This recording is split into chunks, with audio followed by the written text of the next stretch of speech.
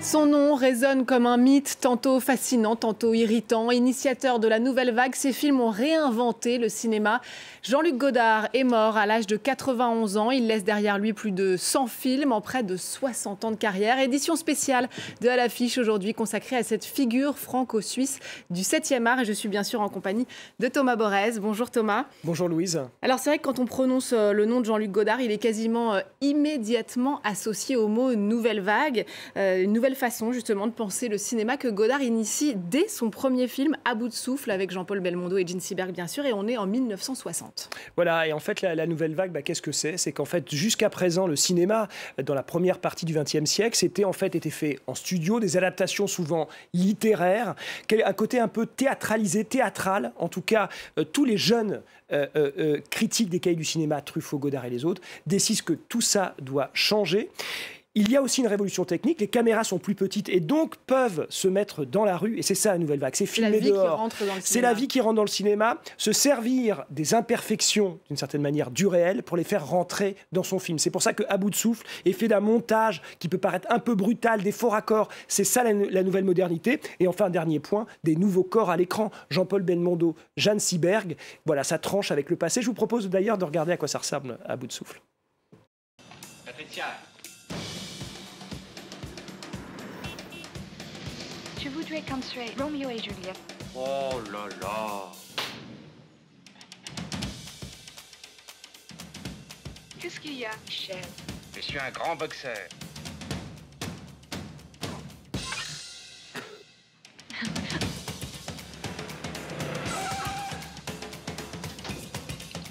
Oui, je suis emmerdé.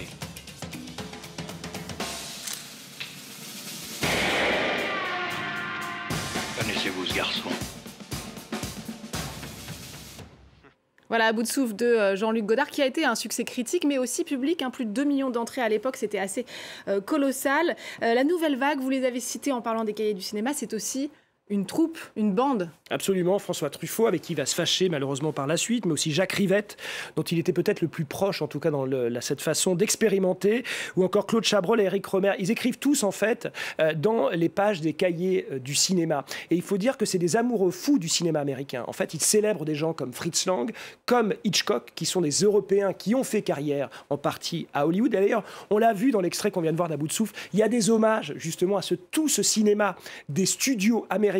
Donc le classicisme d'un côté et la modernité dont je parlais de l'autre. Et puis alors là, c'est le point de départ pour Jean-Luc Godard d'une série de films qui va vraiment révolutionner le mode de narration cinématographique. On pense évidemment à Une femme est une femme, Le mépris, Pierrot le fou, pour n'en citer que quelques-uns. Lequel retiendriez-vous le plus?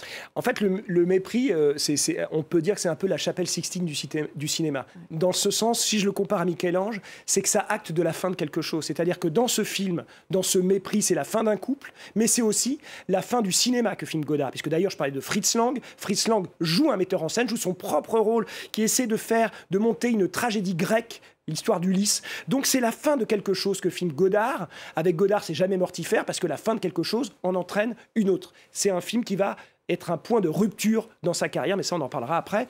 En attendant, Bardot, Fritz Lang, Godard. La femme. L'homme. L'Italie. Le cinéma. Avec Brigitte Bardot et Michel Piccoli. L'Alfa Romeo. Le music-hall. La statue grecque. Le revolver. Le nouveau film traditionnel de Jean-Luc Godard. Le mépris, cette bande-son inoubliable et bien sûr mythique, Brigitte Bardot. C'est vrai que Jean-Luc Godard, avec ce côté Pygmalion, et notamment avec ses actrices, et avec Anna Karina, qui sera son épouse. Oui, absolument. Et c'est vrai qu'il l'avait dit, Godard, ça serait peut-être pas apprécié aujourd'hui, mais il disait, tous ces cinéastes-là, nous, on fait des films pour filmer les femmes, les jolies femmes. Voilà ce qu'il disait à l'époque. On peut l'interpréter comme on veut. Toujours est-il que oui, il sera un Pygmalion. Pas vraiment pour Bardot, qu'il filme que là, mais il en fait presque une statue grecque, hein, on le voit. Anna Karina, vous l'avez dit, qui sera sa femme, avec qui il a fait plusieurs films. Mais aussi Anne Wiazemski.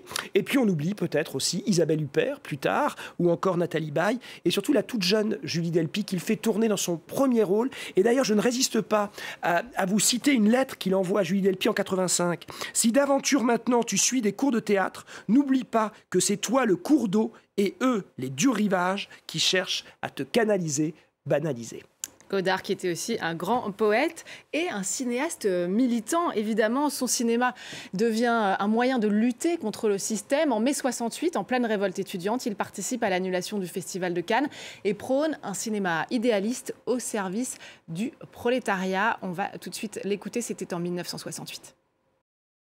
Il n'y a pas un seul film qui montre des problèmes ouvriers ou étudiants tels qu'ils se passent aujourd'hui. Il n'y en a pas un seul, qu'il soit fait par Forman, par moi, par Polanski, par François. Il n'y en a pas. Nous sommes en retard. Je parle solidarité avec les étudiants et les ouvriers et vous me parlez Travely et gros plans.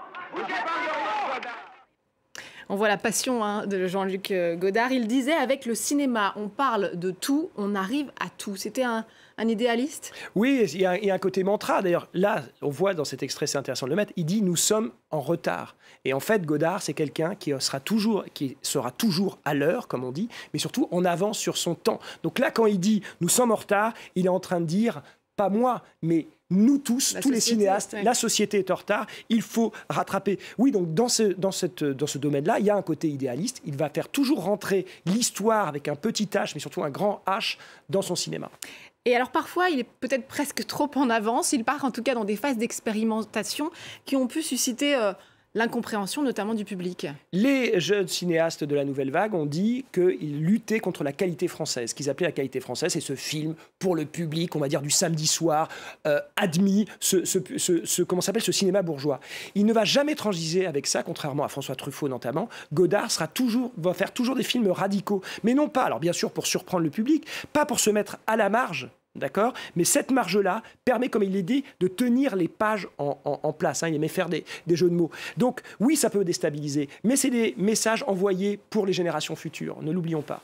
Alors, s'il perd un peu parfois le public, c'est vrai que les cinéphiles, on l'entend avec Thomas encore sur ce plateau, lui vouent une sorte de culte. Le Festival de Cannes lui-même reste d'ailleurs fidèle à Jean-Luc Godard. Il fait son grand retour en compétition cannoise en 2014 avec, on voit cette transmission, le Adieu au langage, son 6e film à concourir pour la Palme d'Or. Il y remporte avec... À noter que c'est pas Godard à l'image. Non, bien sûr. Il y a Dolan. Avec Xavier Dolan. Qui était représenté par Alain Sard à l'époque. Exactement. Le prix du jury ex-aequo entre Jean-Luc Godard et Xavier Dolan pour Momie. On va justement regarder quelques images de Adieu au langage.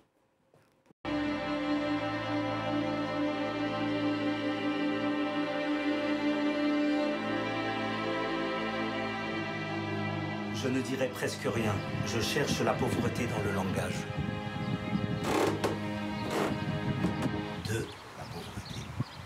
La violenza, la violenza, la violenza, la rivolta che ha esitato questa volta, lotterà con noi domani. Voilà, Jean-Luc Godard qui était revenu à Cannes en 2018 avec le livre d'images, Palme d'Or spéciale à l'époque.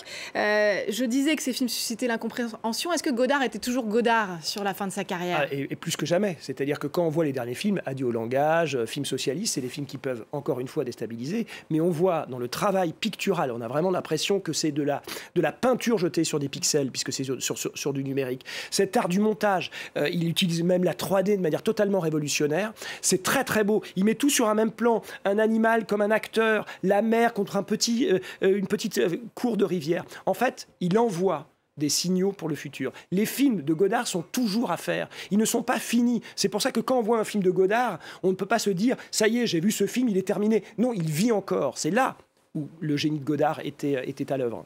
Et puis alors Godard, c'était, on l'a compris, un cinéaste, mais aussi une personnalité, parfois difficile à appréhender. À la fin de sa vie, il vivait quasiment comme un ermite. Il a passé son temps en fait à se disputer avec tout le monde, à commencer par la brouille, hein, suite à La Nuit américaine de François Truffaut, qui était son grand ami. Ensuite, il y aura l'épisode communiste, maoïste, hein, où ce sera l'aventure en groupe. Mais ensuite, il va se retirer à Rolle avec sa femme, Anne-Marie Miéville. Et là, ça va être vraiment un duo. Ils vont faire du home cinéma, un peu tout seul. Et s'il est en Suisse, c'est bien sûr parce qu'il a grandi bien sûr en Suisse, mais c'est surtout aussi pour se mettre un peu à l'écart du tumulte du cinéma mondial. Donc oui, il y a un côté, je suis là tout le temps, mais je suis quand même à part physiquement. Et puis alors, hasard du calendrier, qui lui aurait peut-être plu à Jean-Luc Godard, un film dans lequel il joue son propre rôle, sort justement cette semaine de sa disparition. Merci beaucoup, Thomas. Est-ce que j'ai le temps d'un dernier mot ? Je vous en prie. Wim Wenders le filmait au Festival de Cannes, donc Godard était devant la caméra, il répondait à Wim Wenders et il a dit « Je suis devant la caméra, mais en fait, dans mon corps et dans ma tête, je suis derrière, mon pays c'est l'imaginaire ». Donc on peut dire que Godard a quitté le réel. Bravo, vous aussi vous êtes un poète. Merci beaucoup Thomas. On va se retrouver mercredi évidemment pour l'émission Cinéma. On reparlera bien sûr de l'héritage de Jean-Luc Godard. Merci beaucoup d'avoir suivi cette émission spéciale que vous pouvez retrouver sur france24.com ainsi que sur tous nos réseaux sociaux. On va se quitter sur quelques-uns des plus beaux films de Jean-Luc Godard, immense cinéaste, inventeur de la nouvelle vague et mort donc à l'âge de 91 ans. Je vous laisse découvrir et vous dis à très vite.